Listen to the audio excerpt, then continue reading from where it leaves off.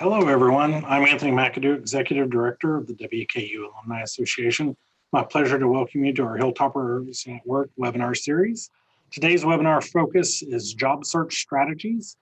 This webinar is being recorded and available on our site for your future reference and for sharing after today's broadcast. For those joining us today for the live broadcast of this webinar, please use the chat feature to pose any questions and interact with our presenter. Presenting this webinar to our WKU alumni and friends is made possible through a partnership with the WKU Alumni Association and WKU Advising and Career Development Center. Joining us today from the Advising and Career Development Center is Jeremy Jenkins, Assistant Director and Professional Development Specialist in the Academic Advising Career Development Center. Jeremy's proudly been with WKU since July 2008 and joined the Advising and Career Development Center staff in 2015.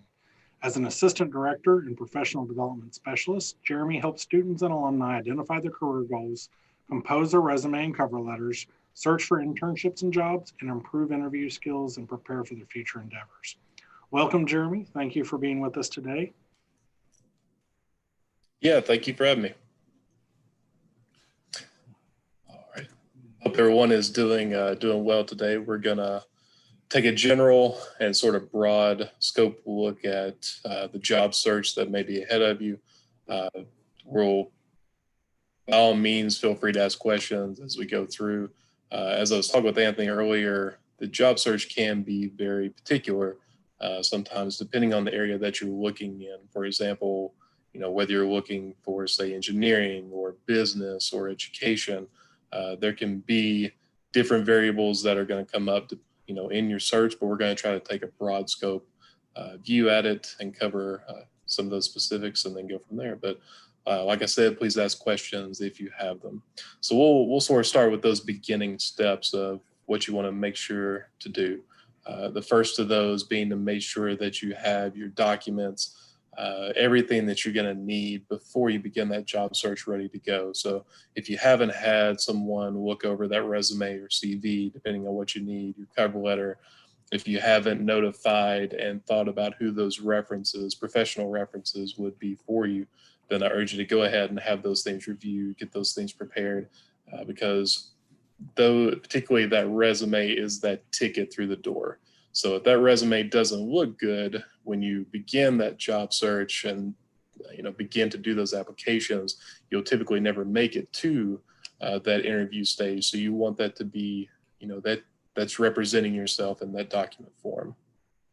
One of the things I always talk about people as well is narrowing your search in some way. With the amount of information that is out there anymore, the different types of websites, doing a job search can definitely be quickly overwhelming as far as what to apply for, how many things to apply for, and everything else. This is particularly overwhelming for individuals who are willing to travel or to relocate, because, let's say you're willing to relocate within a 2 to 3 hour radius, there's just a ton that is going to be available to you. So one of the first things I always tell people to start with is narrowing that search in some way. Typically, the easiest way to do that is by location. So whether you're looking just in Bowling Green, or I want to relocate to Atlanta, for example, or if you're open to moving in a certain radius, setting that radius when you're doing those searches. The type of company that you want to work for, maybe there's a handful of particular ones. Maybe you're in some type of media and that you want to work for like Grey Host or some type of company like that.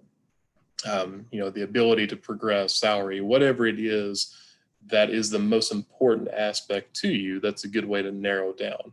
And one of the biggest reasons that you want to do that is so that you start narrow in that search, you apply for only those jobs that you truly want, or sort of those top tier positions that look attractive to you. You apply for those first, and then you slowly and surely start to expand as you need to, or if you're not hearing back from those initial opportunities or whatever the case may be. But just good to those beginning steps to basically establish what is your priority in the job search, what are you truly looking for. So how to search, it's very different today than it was 5 to 10 years ago, as far as how you're going to search, how you're going to apply and everything else. I'm sure anytime that you've done a Google or looked on any type of, there's just a ton of websites out there. There's just so many that you can use. There are some that are very general. There are some that are very specific to your field. You'll see that I have some that are listed here, but this is just a very small portion of what is really out there. Some of the biggest ones that people tend to go to are Indeed, Glassdoor, LinkedIn is used quite a bit as well. But that can also vary depending on what it is that you're searching for. For example, if you're in education, you're going to look more directly at the county or district websites. If you're looking at higheredjobs.com is sort of the mecca of that. If you're looking for something within the federal or state system, then you're probably going to go to usajobs.gov. But again, it just depends on what it is that you're looking for. Typically, what I usually tell individuals that are looking is to pick the one or two that work best for you, work best for what your search is going to be doing, and stick with them. Meaning you're typically not going to find much variation between, say, Indeed and ZipRecruiter, for example. Those are both large-scale sites that have algorithms that pull in jobs.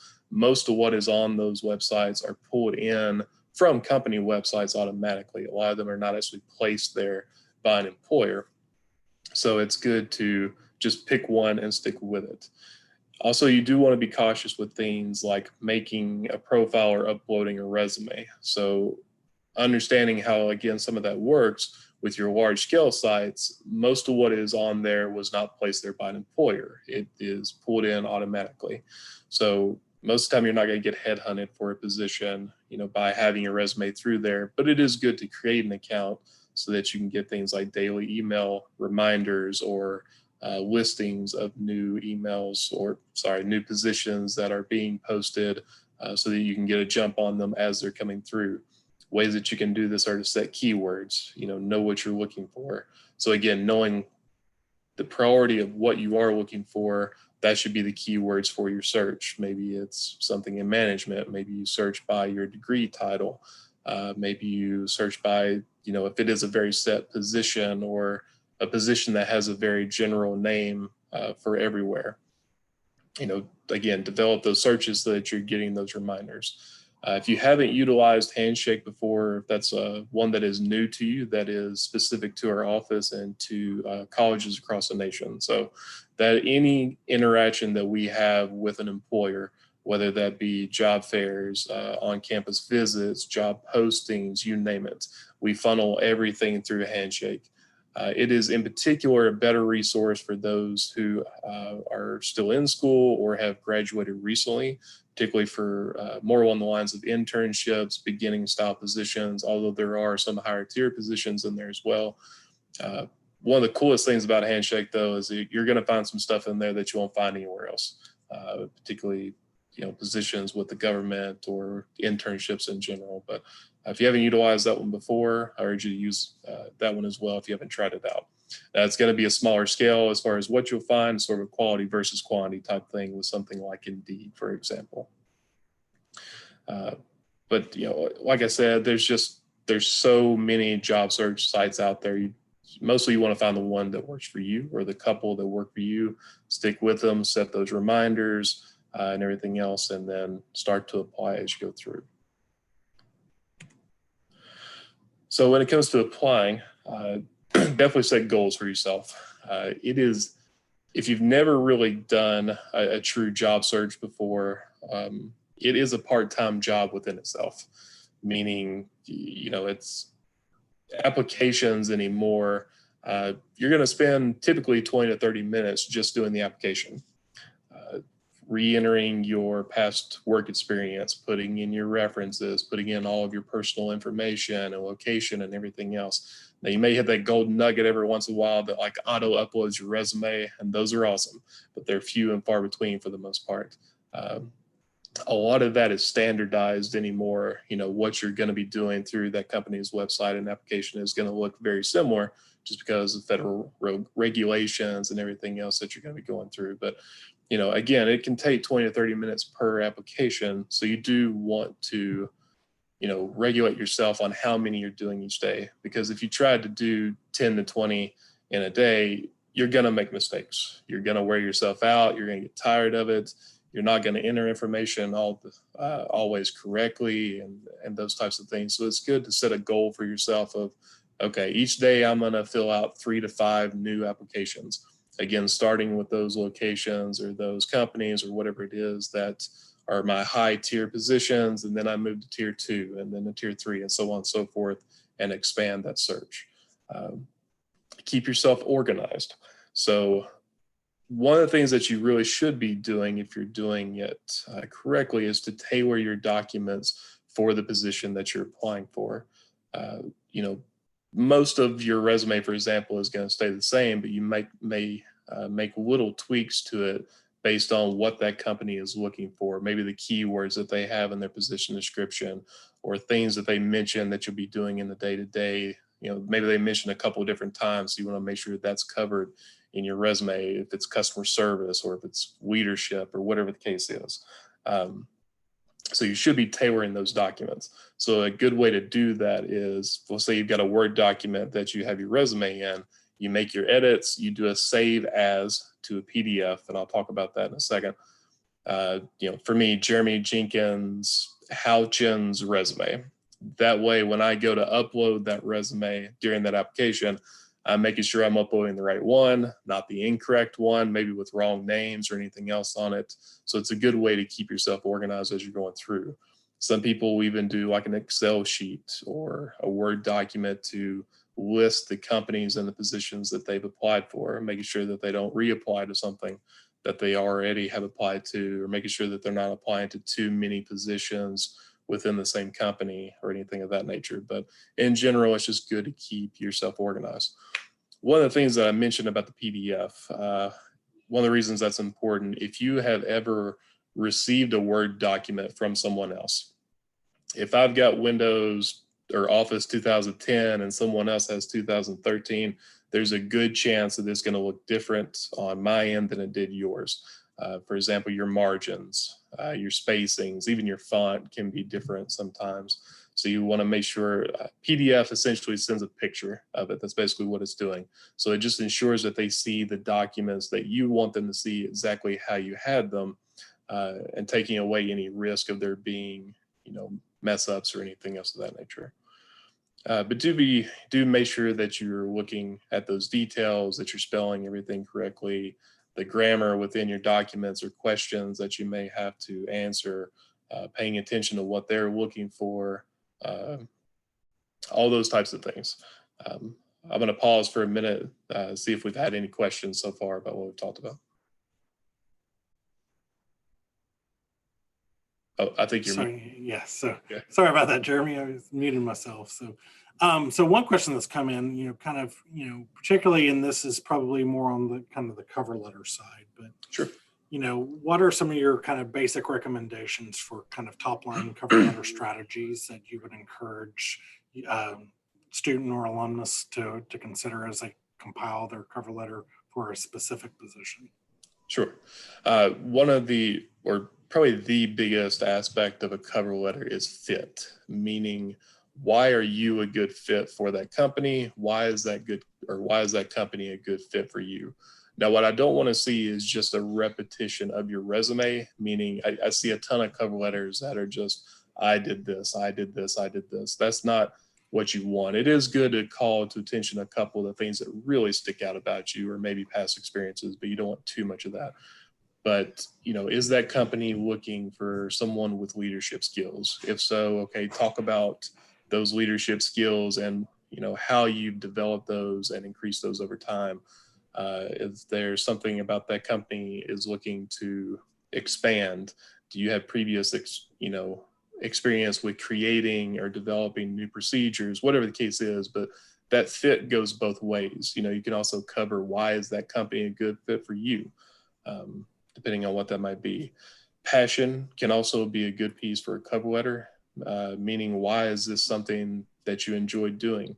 This can be in particular important for fields like teaching or education in general, things where you're going to be interacting with customers or patients a lot.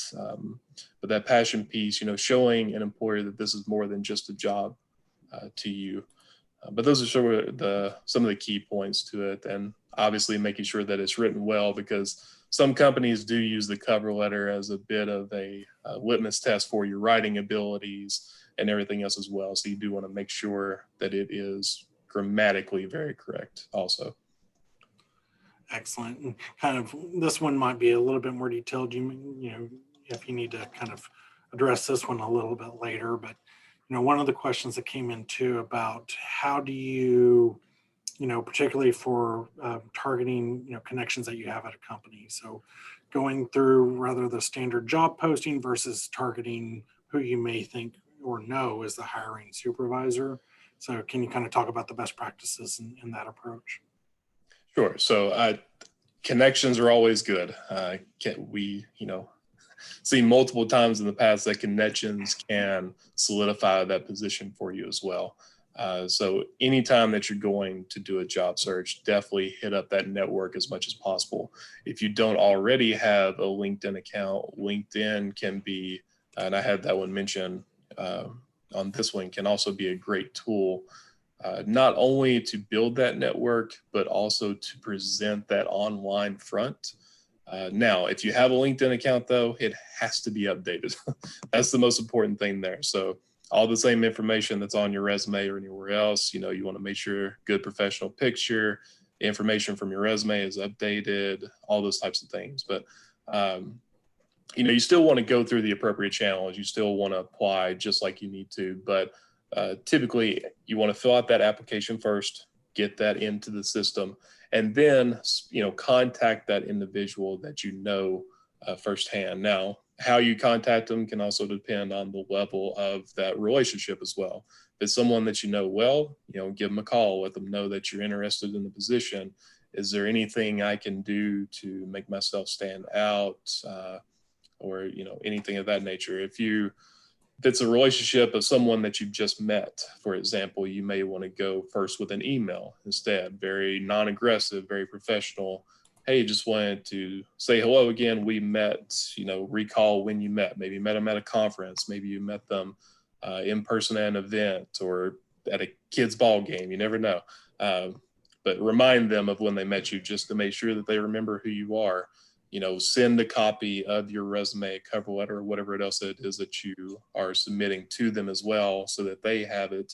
Let them know again of your interest and of your desire to come in for an interview, all those types of things. But always non-aggressive in language, both on the phone and in email. But definitely hit up those connections, even if it's someone that you only know a little bit. You never know where it could lead. They may put you in touch with someone who is on that search committee, or it could give you more information, or if nothing else, if it just gets you to the interview table to where you can then, represent yourself in that form, that's a big key to it. That job search and understanding a little bit, or I'll talk real quickly about how some of that works as well.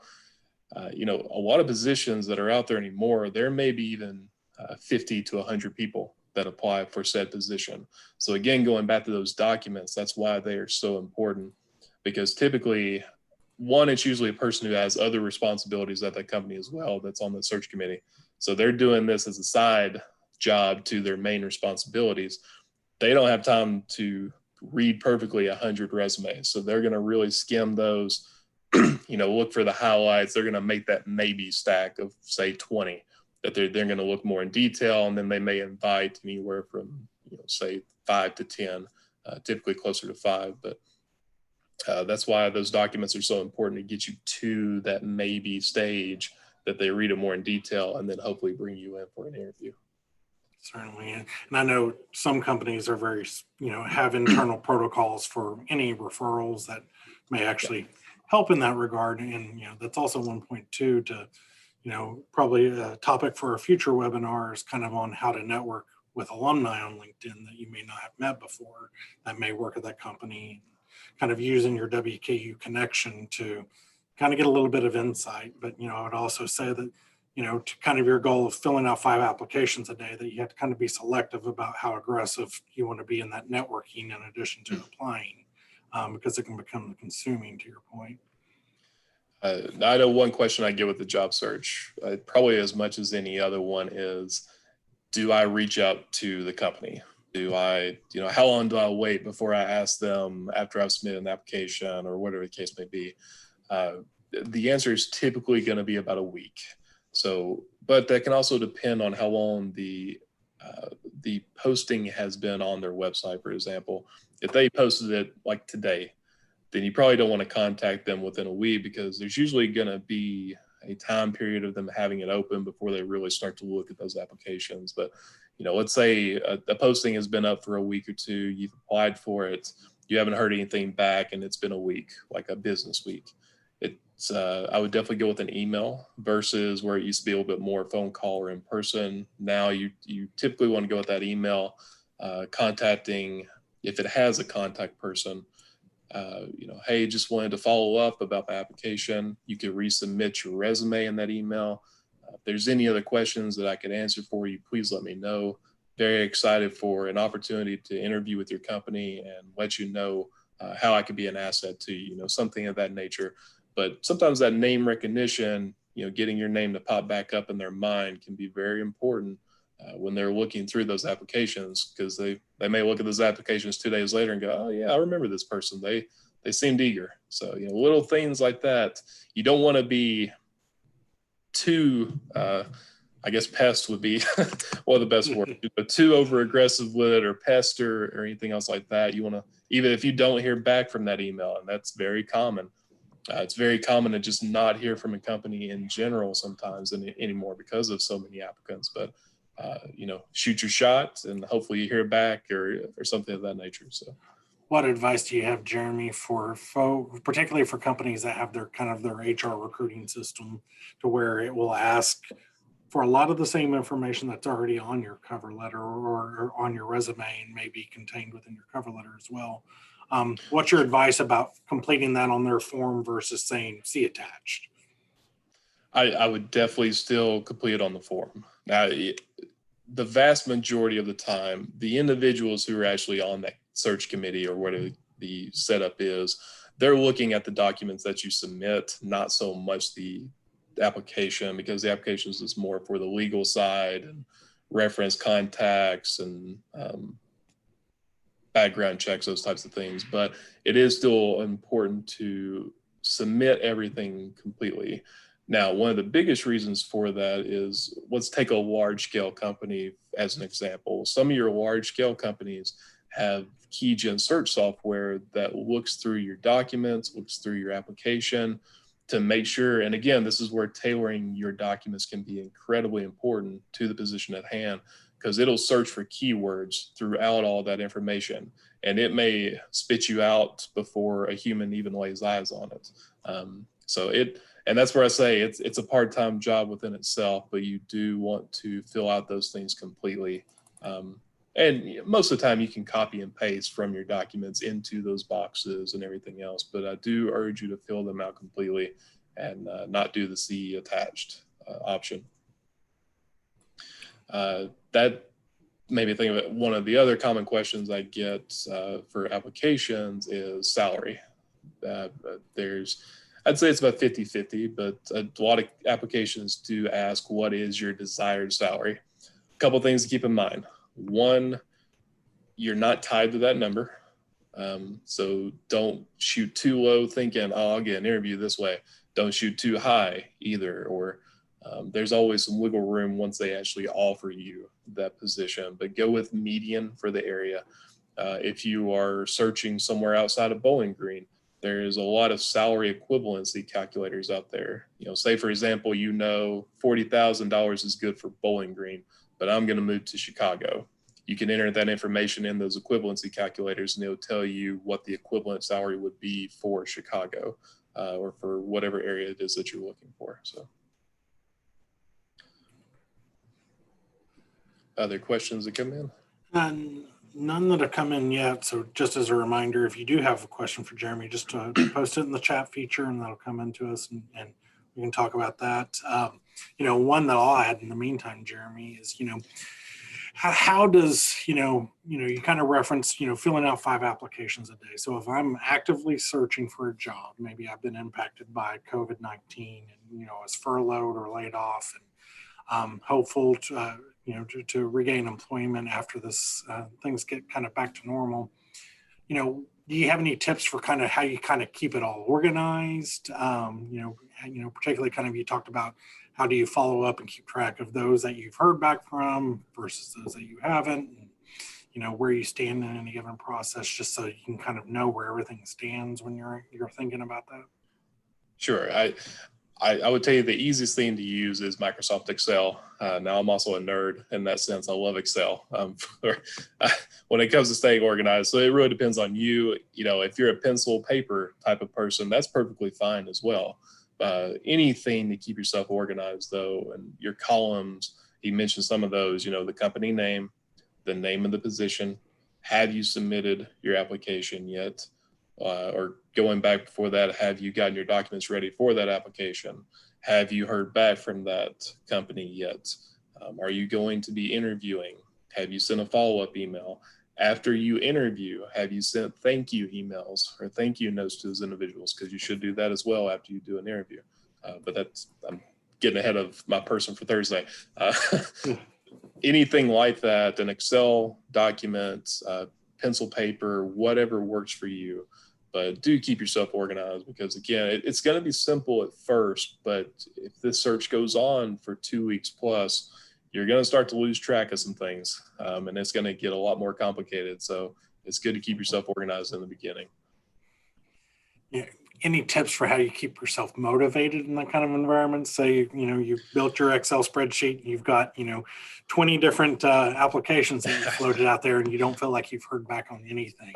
Any tips that Jeremy would give someone that's in that situation? Willpower. I guess that's a tough one, but that is where setting those goals for yourself can be really important, because I promise you, if you spent a day, not to do too much and not to allow yourself to do too much, because if you did 15 applications in one day, I guarantee you on the next day, you're going to be sitting there looking at your computer thinking, I don't want to do this. So that's where it is good to set those goals in the beginning of, this is how much I'm going to apply to each day, keeping yourself organized and not doing too much at once.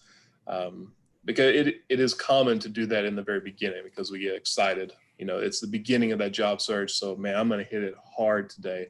But keep yourself organized, set goals, set paces for yourself, narrow that search as much as possible. I promise it'll pay off in the end for your sanity and for the process itself. It will help.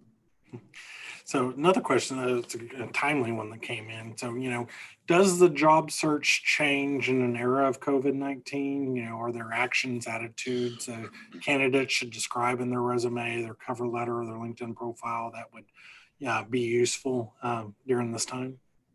I think a couple things to that. I think one, if it is a career or your area is anything that is related to technology, or you would be using technology a lot on the day-to-day, that is something that you may want to emphasize a little bit more familiar, in a skills section or anything of that nature, that you have utilized programs like Zoom or your Microsoft Office suite, or what's the Google Meet, or I'm forgetting the Microsoft other version. But anyways, any of those types of programs are being used now to show familiarity with them.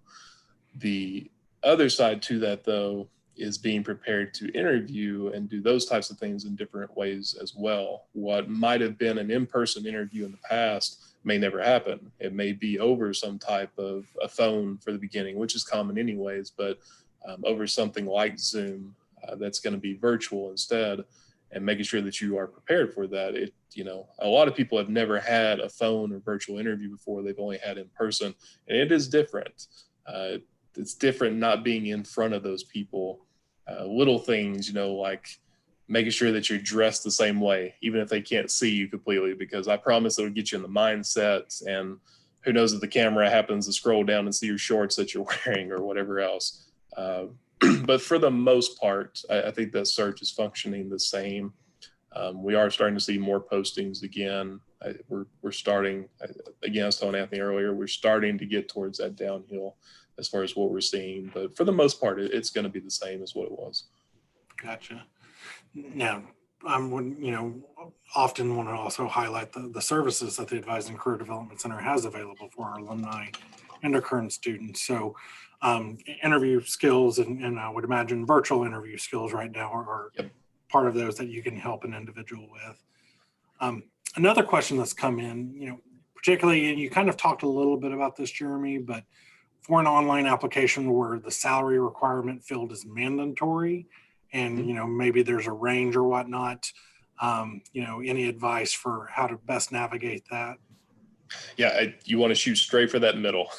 Yeah, you don't want to go too low. You don't want to go too high. Do your research to see what the median salary is, not only for a field, but for that field in an area, because again, it can be very different, between Bowling Green and California. You're going to be eating a lot of rice and beans if you're making this salary in California, for example. So, but go for that median, because a lot of applicants feel like that's what I'm going to make, and that's not the case. That is a screening number to make sure that you are not being overly or too high of expectations. In other words, that negotiation, that true salary is not going to come until that point that they are actually offering you the job.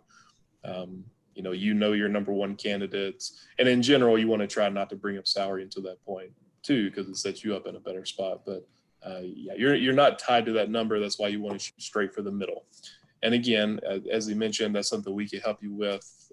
The job search in general is something that we can help you with, because again, it can get very specific to a field as far as what you're using to search, how you're searching, the types of documents that you need to have ready. Some of this is general. Some of this can get very different depending on the career path or career field that you're in. So please don't hesitate to reach out to us. It could be through a general email. It could be to a specific person. Each of us specialize in areas for the most part. Any of us can see anybody, but for example, I work more with the health sciences and the STEM fields, whereas Adrian, for example, works with business. So we have those specialties and ways that we can help you a little bit more specific than the sort of general concepts that we have went over today. So. Right. I mean, some great overall general principles, and as anyone that's gone through the process can attest that it definitely requires a lot of work, and to your point, a lot of motivation and willpower. And, as we kind of wrap up today, Jeremy, any kind of key takeaways that you'd kind of leave everyone with about just kind of how to just kind of get yourself into the game? Sure. I think if you haven't, or if you've been worried about the things that have been going on, now is the time to, get in there and get to it. I've seen a lot of, in particular, our recent grads that have been hesitant to begin that job search because of the COVID and everything else that's been going on. But we are starting to see that rise in applications or in job postings in general. It's slow and steady for right now, but I think we'll see an even bigger jump once we get into June. So now is definitely the time to be looking, to get yourself organized and to begin that search. So, well, Jeremy, I think that's some great advice. And as a reminder, you and your colleagues stand by to work one-on-one with everyone. And I encourage our alumni to take advantage of that offer. That's a resource, a lifelong commitment from WKU to support our alumni. And sometimes it just helps having someone to talk through the process with, and you'll are the best resource for that. So it's definitely encourage folks to take advantage of that resource. And as a reminder, we'll send out the link to today's webinar. It'll follow up tomorrow, but I know we had a little issue with the link getting started today, and some folks missed out. So you'll get an email directly from me with the link to the recording just as soon as this is over and it's available. But I want to say thank you to Jeremy for sharing all this great information with us about how you can prepare to kind of approach the job search. Forgot to go to that slide if they need information. Perfect. Yes. So once again, you definitely don't want to overplay, but at the same time, want to encourage you to take advantage of the resources available through the Advising Career Development Center. So I invite you to join us on Thursday for fourth and final in this particular series about interview strategies. So assuming that you've taken what Jeremy's shared with you today and kind of applied that and reached that stage to where someone wants to visit with you, probably in a virtual stage right now, but how to kind of get ready for that interview stage is our next webinar in this particular series. So to join us for any of our future webinars, visit alumni.wku.edu/Hilltoppers at Work for a calendar of our webinars and events for careers. So thank you again, Jeremy, and Yeah, thanks for appreciate having me. everyone who joined us, and have a great day. Thank you.